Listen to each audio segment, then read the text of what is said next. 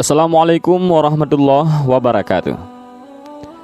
Setiap makhluk hidup pasti akan mengalami kematian, termasuk para nabi dan utusan Allah. Mereka hidup seperti umumnya manusia biasa, makan, minum, menikah, tidur, dan wafat.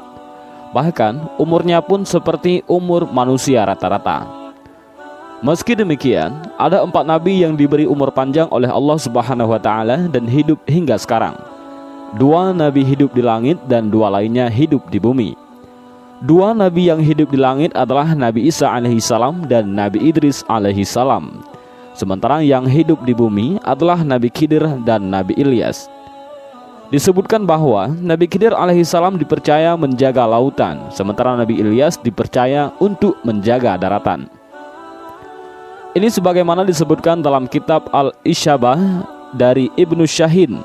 Beliau berkata, ada 4 orang dari golongan para nabi yang masih hidup. 2 hidup di langit, yaitu Nabi Isa dan Nabi Idris, dan 2 hidup di bumi, yaitu Nabi Khidir dan Nabi Ilyas. Adapun Nabi Khidir hidup di lautan, sementara temannya hidup di daratan. Hal ini juga disebutkan dalam kitab Al-Bidayah wan Nihayah. Imam Makhul berkata dari Ka'ab, 4 dari golongan para nabi masih hidup, 2 di bumi, yaitu Ilyas dan Khidir, dan 2 di langit, yaitu Nabi Idris dan Isa. Keempat nabi di atas ataupun keempat nabi ini akan tetap hidup atas izin Allah Subhanahu wa Ta'ala sampai waktu yang telah ditentukan oleh Allah. Hanya Allah yang berhak menghidupkan hambanya, dan beliau pula yang berhak mewafatkannya. Dan di video ini kita akan menceritakan 4 ulama Nusantara yang pernah bertemu dengan Nabi Khidir alaihissalam. Yang pertama adalah Kiai Haji Maimun Zubair ataupun Mbah Mun. Mbah Mun dulu ketika nyantri di pesantren Lirboyo pernah ditemui Nabi Khidir alaihissalam. Sekitar jam 11 siang, seperti ada suara yang memanggil nama beliau. Ternyata suara itu berasal dari kuburan dekat pondok. Ternyata di kuburan itu ada Nabi Allah Khidir.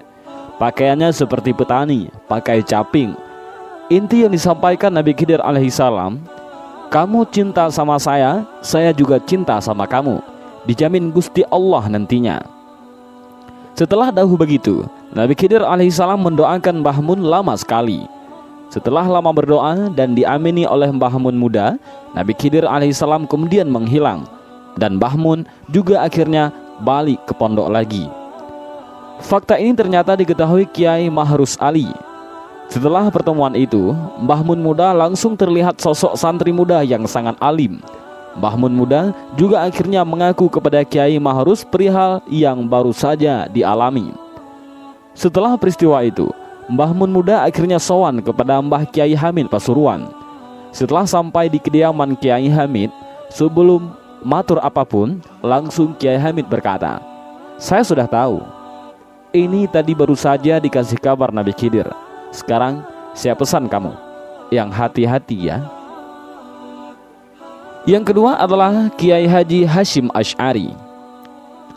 Dulu ketika itu hujan turun dengan begitu deras di Kabupaten Bangkalan saat itu, khususnya di Demangan, Pondok Pesantren As-Surhan Syekhuna Khalil Bangkalan. Meski hujan mengguyur dengan derasnya, ada saja orang yang bertamu kepada beliau. Terlihat di antara rintik hujan yang semakin deras, seorang tua lumpuh sedang susah payah hendak berkunjung menemui Syekhuna Khalil. Syekhuna Khalil segera tanggap. Beliau lalu memerintahkan santrinya untuk menyusul. Adakah di antara kalian yang mau menggendong dan membawa tamuku di luar sana itu? Biar saya saja, Yai, jawab seorang santri muda yang mendahului teman-temannya. Santri muda itu bergagas meloncat menembus rintik hujan yang semakin deras, menghampiri orang tua itu. Tanpa pikir panjang, ia menggendongnya untuk menemui Syekhuna Khalil. Dengan sangat akrab, Syekhuna Khalil menyambut tamunya. Dan di antara keduanya terjadi dialog empat mata. Tak beberapa lama, rupanya percakapan mereka telah usai. Syekhuna Khalil mendatangi santri-santrinya itu untuk meminta bantuan lagi.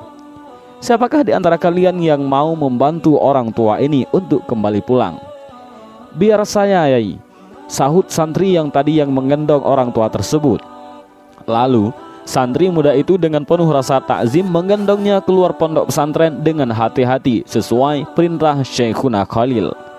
Setelah santri dan tamu tua itu keluar dari kawasan pesantren, Syekhuna Khalil berkata kepada santri-santri yang lain, "Santri-santriku, saksikanlah bahwa ilmuku telah dibawa santri itu."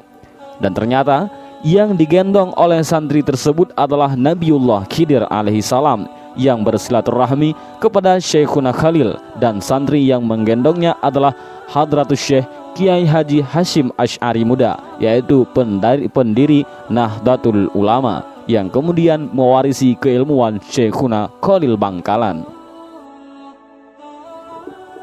Yang ketiga adalah Kiai Haji Abdul Hamid Pasuruan. Kiai Haji Abdul Hamid Pasuruan dikenang sampai sekarang sebagai sosok wali Allah yang penuh karamah. Beliau dulu pernah nyantri di pesantren Termas di bawah asuhan Kiai Haji Dimyati. Tapi kealiman beliau tertutupi oleh karomah kewalian yang beliau miliki yang masyhur sampai sekarang.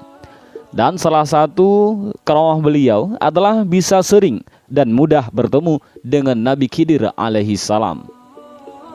Suatu ketika Mbah Kiai Hamid Pasuruan berkata bahwa Nabi Khidir alaihissalam akan datang di kediaman beliau besok pagi hingga waktu zuhur. Maka tersebar luaslah kabar tersebut. Keesokan harinya, orang-orang pada datang ke situ ingin bertemu Nabi Khidir. Bahkan ada beberapa habaib dan kiai dengan berpakaian jubah lengkap dengan surbannya juga hadir di situ ingin bertemu dengan Nabi Khidir alaihissalam. Ketika orang-orang telah banyak berkumpul di situ, bahkan ada yang mulai dari subuh, maka datanglah seorang pemuda dengan berpakaian nyentrik. Orang-orang yang hadir di situ tidak memperdulikan pemuda tersebut, karena semua tamu yang hadir berpakaian ala Islami. Ketika bertemu Mbah Kiai Hamid, pemuda itu langsung bersalaman dengan Mbah Kiai Hamid dan ingin mencium tangannya. Namun Kiai Hamid menolak untuk dicium tangannya, dan justru Mbah Kiai Hamid ingin mencium tangan pemuda itu, tapi ditolak juga oleh pemuda itu. Kejadian itu terjadi di depan seluruh yang hadir waktu itu. Kemudian pemuda itu berganti pakaian dengan pakaian yang sudah kotor yang dibawanya. Selanjutnya membersihkan selokan di sekitar kediaman Mbah Kiai Hamid sampai waktu zuhur, kemudian pergi. Seusai salat zuhur, salah seorang yang hadir di situ memberanikan diri bertanya kepada Mbah Kiai Hamid, kapan Nabi Khidir alaihissalam akan datang? Dan Mbah Kiai Hamid menjawab bahwa orang yang membersihkan selokan tadi adalah Nabi Khidir alaihissalam. Tidak sedikit dari para tamu yang menantikan dapat bertemu dan bisa bersalaman dengan Nabi Khidir alaihissalam akhirnya menyesal dan menangis lantaran tidak mengenali kedatangan sang Nabi karena lebih melihat sosok dari pakaian yang dikenakannya. Yang keempat adalah Syekhuna Kiai Haji Khalil Bangkalan. Suatu hari Syekhuna Khalil Bangkalan sedang menemui tamu-tamunya di ruang depan.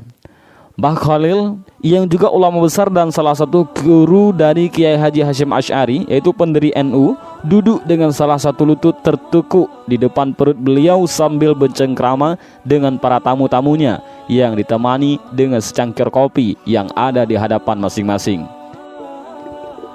Ketika sedang asik mengobrol itu, tiba-tiba datang seorang gembel dengan pakaian lusuh sambil menuntun seekor anjing masuk ke ruangan. Kontan saja semua tamu pada heran bercampur geram, apalagi tanpa salam, tanpa bicara, dan tanpa izin. Tiba-tiba si pengemis ini menyeruput kopi milik Mbah Khalil hingga tinggal ampasnya. Terlihat juga ingus yang keluar dari hidung pengemis tak diundang itu. Marahkah Mbah Khalil? Tidak.